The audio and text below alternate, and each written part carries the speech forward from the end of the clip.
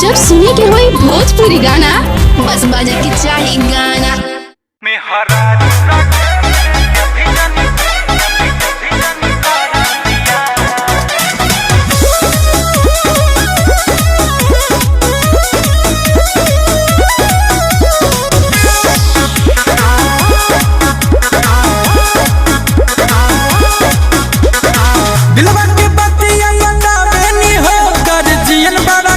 न छुपावे नी हो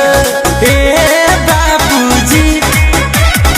दिलवा के बतिया बतावे नी हो कर जियन बड़ा कुछ न छुपावे नी हो पता लागल बटोला में चर्चा बा पापा अभी जनी कर बिया मेहरा रखे में खर्चा बा पापा अभी जनी कर बिया मेहरा रखे में खर्चा बा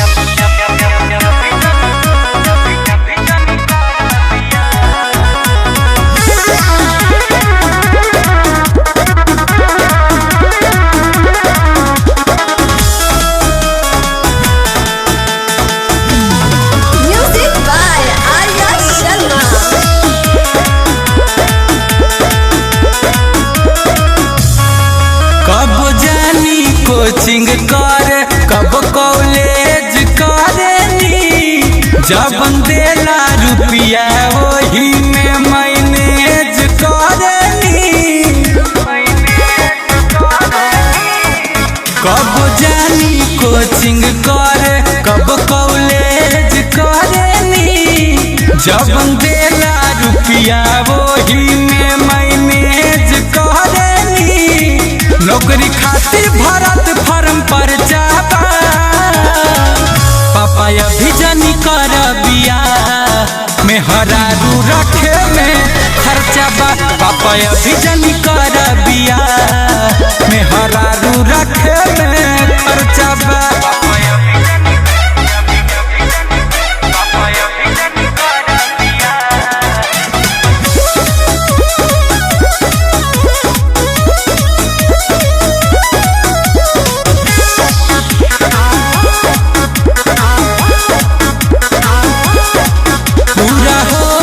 एजुकेशन का कारोबार करब हो तब तू जवन कहवा वही पर विचार करब हो पूरा होई एजुकेशन का कारोबार करब हो तब तू जवन कहवा वही पर विचार करब हो गुंजन विष्णु रुके में हर जाबा पापा अभी जनी कर बिया मेहरा रखे में खर्चा बा पापा अभी जनी कर बिया मेहरा रखे में खर्चा बा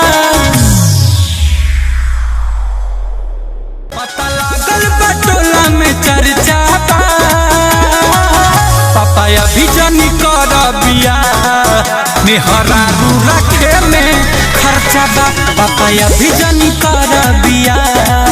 मेहरा रखे में खर्चा बा।